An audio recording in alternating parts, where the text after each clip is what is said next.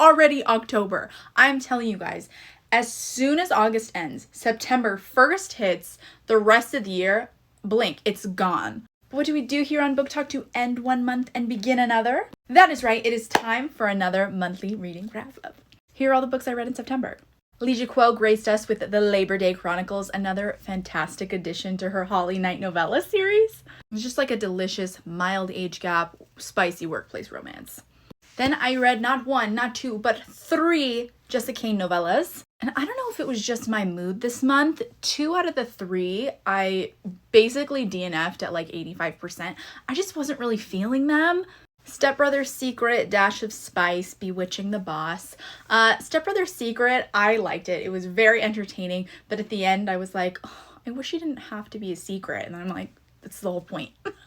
Dash of Spice is like an indentured Rockette finds herself being tricked into going on like a baking competition show, and one of the judges is like a pro athlete who's there to sort of like clean up his image, and he falls in love with her at first sight.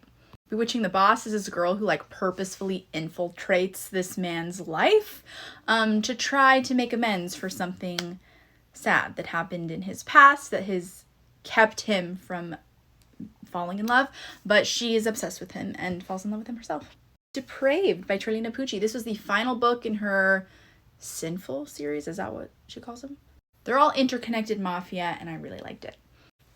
Then I read Seduced by the Pumpkin Spice Latte.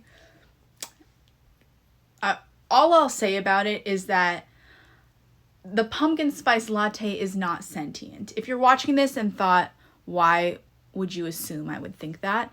Because there's a lot of crazy stuff out there. I don't know. There's sentient pillows and doors going around here, right? So I went into this thinking, is this pumpkin spice latte going to come to life? And be like a hot tanned man who's like, splooge tastes like gingerbread.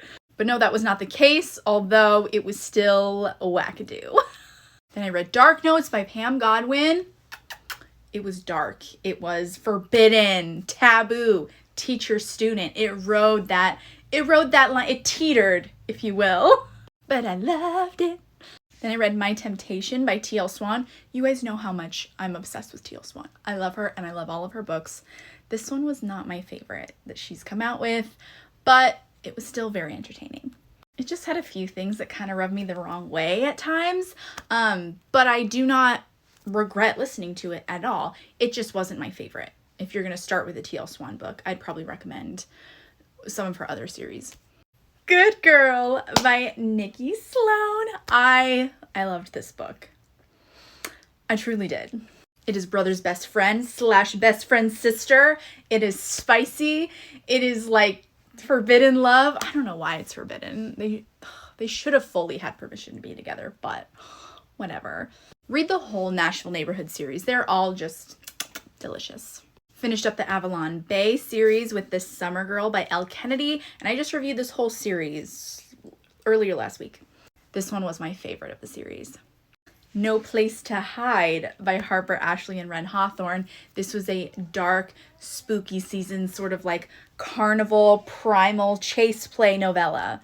If you like degradation, may I present you No Place to Hide. I will say, for a praise girly who like words of affirmation and like all of that good stuff, like physical affection, that's my bag. At times, I read this and went, but that's just like my personal taste, and I was not the female lead. So I was really entertained by this very quick, very like perfect for this time of year read. Reckless by Brighton Walsh is perfect. I loved this book so much that I hosted Brighton herself on TikTok for an interview just to talk about it because I needed to get stuff off my chest. Bishop by Eden Summer. This was a soft DNF for me, and I got that term from Listen with Brit. I feel like she had the perfect term for it. A soft DNF is where it's not that you didn't like it, it was just that maybe at the time that you were reading it, it it wasn't hitting where you needed to, so you decided to put it aside, and like maybe you'll get back to it, but you're not sure. You kind of have to wait for the mood to strike. But you didn't stop reading it because it was bad. You know, it wasn't the right mood. So I cannot rate this one. But I did get like 69% in. Then I read The Virgin Next Door by Lauren Blakely. This was a very cute rom-com. It was very fast-paced. I felt like I got through it in the snap of a finger. Then on my birthday, I binged Unconditional by QB Tyler. She writes taboo like no one else can. This man, for very sad reasons, becomes this girl's legal guardian when she is 7 years old. He raises her in his family as kind of just like a single dude, and she falls in love with him as she grows up. And then once she is about to graduate high school, he's like, maybe my feelings for her are not so paternal anymore. It was delicious and I loved it.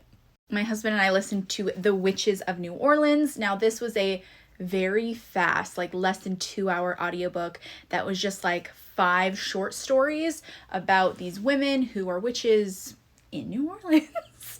And they each had like their own individual love story, and it was just cute. It was fun. Nothing to like write home about. But if you have just like a little bit of time to kill, it was nice to get through all the different variations of love story. There's friends to lovers, enemies to lovers, sapphic, a little bit of everything. Funny Feelings by Tara Dewitt. This was so sweet. That was my tooth from how sweet this was. It was laugh out loud funny. It was real. There was no, what to my opinion was unnecessary drama. Big fan. Feed the Birds by my girl Dakota Wilde. This is a dark PNR Mary Poppins inspired spicy novella. Did it end the way I wanted? No, but it's fine. I still enjoyed it. I'm looking at you, Dakota. And then I wrapped up with the ARC for Don't Forget Tomorrow by A.L. Jackson. This is childhood friends to lovers. Second chance, single mom. He gets a tattoo for her. He calls her Cookie. There is beautiful plus size representation. I was into it. And that's all for the month of September. I still have a handful of books on my spooky season TBR that I haven't gotten around to yet. My plan was to spread them out through September and October. But as soon as Halloween hits, after that, I want to get into holiday books. And dark romance usually takes a backseat. Just a few off the top of my head that I really want to try to get around to before Halloween. The Ritual by Chantal Tessier. I need to get on that bandwagon, okay? I feel like I'm the last in the universe to read that book. The Dare. Wasn't that one banned from Kindle Unlimited? I think it may be. I might have to buy that one. And her favorite jack-o'-lantern, because that just looks adorable. Let me know in the comments what your favorite read of September was and the book that you're most excited to read in the month of October. And as always, happy reading.